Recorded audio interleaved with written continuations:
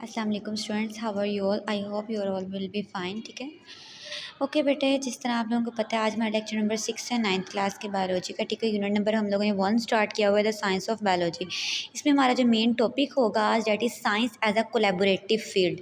Collaborative का मतलब होता है जब बहुत सारी फील्ड्स को इकट्ठा कर लेते हैं। तो अगर आप लोगों को याद हो, जिस दिन मैंने साइंस का इंट्रोडक्शन करवाया था, मैंने कहा था साइंस में बहुत सी ब्रांचेज आती हैं।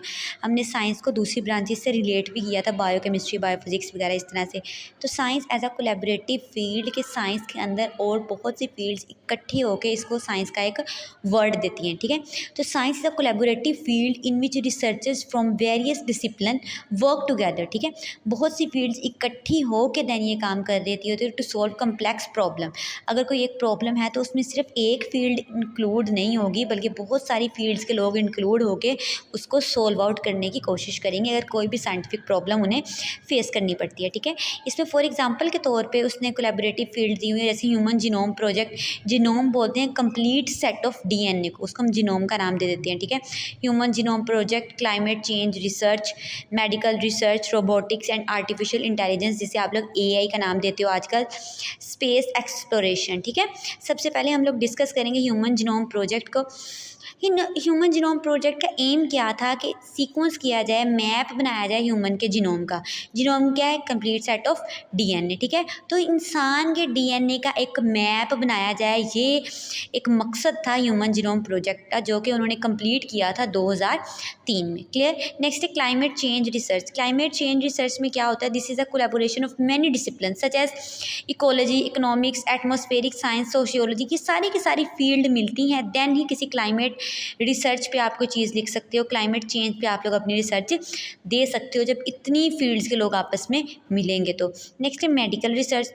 ये एक इंटरडिसिप्लिनरी है। इंटरडिसिप्लिनरी में डिसिप्लिनरी मतलब कि काफ़ी सारी इसमें कोलैबोरेशन आ जाती है, काफ़ी सारी चीज़ों का इकट्ठे होना आ जाता है। एग्जाम्पल से आपको सही समझ आएगी। फॉर एग्जाम्पल, कैंसर का एक इंसान है, कैंसर रिसर्च जो होती है वो सिर्फ एक बंदे, एक कैंसर का डॉक्टर होता है, वो डिफरेंट टेस्ट करवाता है। अब उस टेस्ट में कौन कौन से लोग इन्वॉल्व होते हैं?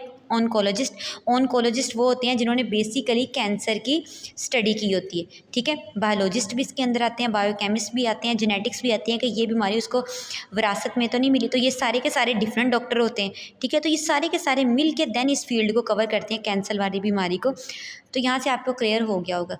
तो ओके, नेक्स्ट हमारे पास रोबोटिक्स या AI. AI stand for artificial intelligence. ठीक है, ये भी हमारे पास हाईली इंटरडिसिप्लिनरी एक कोलैबोरेशन फील्ड है, जिसके अंदर क्या क्या चीज़ें इन्वॉल्व हो जाती हैं। साइंस इन्वॉल्व होती है, computer science sorry, mathematics involve होती हैं, न्यूरो साइंस इन्वॉल्व होती हैं, इंजीनियरिंग इन्वॉल्व होती है। तो ये सारी की सारी फील्ड बेसिकली उसने ये कहा है कि science is a collaborative field. ये एक उसने स्टेटमेंट दिया और उसको एग्जाम्पल के जरिए उसने प्रूव किया है कि हर साइंस में बहुत सी फील्ड्स अंदर इंक्लूड होती हैं। ठीक है, नेक्स्ट है स्पेस एक्सप्लोरेशन। स्पेस एक्सप्लोरेशन आप लोगों ने नासा का नाम सुना होगा। नासा एक सबसे पहली इंटरनेशनल स्पेस स्टेशन था। ठीक है, it involve scientist from various field, for example including astrophysics, engineering वगैरह के लोग जो मिलके उन्होंने ये एक स्पेस स्टेशन क्रिएट किया था। ओके बेटा, आपको कोई क्वेश्चन हो तो आप कमेंट में मुझसे पूछ सकते हैं। आज का हमारा लेक्चर सिर्फ इतना ही था कि जस्ट उसने साइंस को एज अ कोलैबोरेशन प्रूव किया है, एग्जांपल दिया, ह्यूमन जीनोम प्रोजेक्ट बनाए, डिफरेंट साइंसेज इन्वॉल्व होंगी। ठीक है, या फिर क्लाइमेट रिसर्च करें तब भी डिफरेंट साइंसेज इन्वॉल्व होंगी। उसने एग्जाम्पल के जरिए अपनी स्टेटमेंट को प्रूव किया। Okay, thank you so much.